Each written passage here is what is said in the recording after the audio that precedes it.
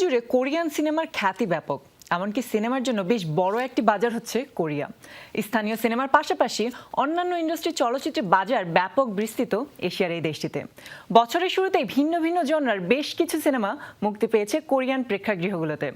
দর্শক প্রশংসিত হওয়ার পাশাপাশি ব্যবসা সফল হচ্ছে সিনেমাগুলো। কে-পপ সং ও কে ড্রামার পাশাপাশি কোরিয়ান সিনেমা এখন বিশ্বব্যাপী ব্যাপক জনপ্রিয়। তবে এ বছর কোরিয়ান প্রেক্ষাগৃহে মুক্তি পেয়েছে হরর, অ্যাকশন, অ্যানিমেশন সহ ভিন্ন ভিন্ন জনরার সিনেমা। এ সপ্তাহে মুক্তি পাওয়া হরর জনরার সিনেমা ডার্ক নানস রয়েছে সফলতার শীর্ষে। ডার্ক নানস মূলত south Korean super natural horror ঘরানার সিনেমা, যেটি কন হিউক জায়ের পরিচালনায় নির্মিত।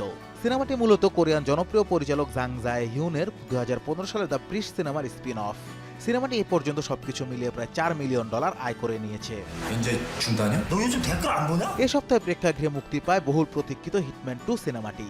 অ্যাকশন কমেডি জনরার এই সিনেমাটির প্রথম কিস্তিও ব্যাপক সাড়া ফেলে। এরই ধারাবাহিকতায় সিকুয়েলটিও বক্স অফিসে বেশ ভালো ব্যবসা করছে। সপ্তাহের সব কালেকশন মিলিয়ে প্রায় $3.9 মিলিয়ন আয় করে নিয়েছে সিনেমাটি।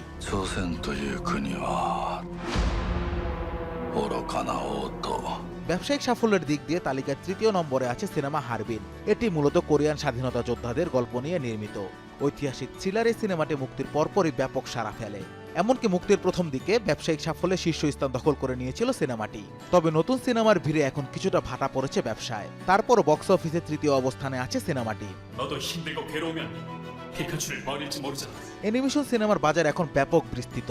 তবে জাপান, কোরিয়া ও চীনের বাজারে অ্যানিমেশন সিনেমার আধিক্য থাকে অনেক। এরই ধারাবাহিকতায় মুক্তি পেয়েছে Pokemon the movie AG, Mew and the wave hero Lucario. ব্যবসায়িক সাফল্যের দিক দিয়ে 4র্থ স্থানে আছে এই অ্যানিমেশন সিনেমাটি।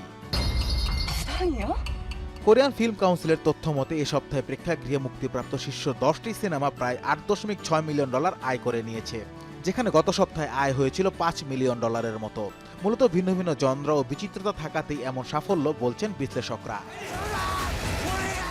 Anas Imran, showbiz tonight.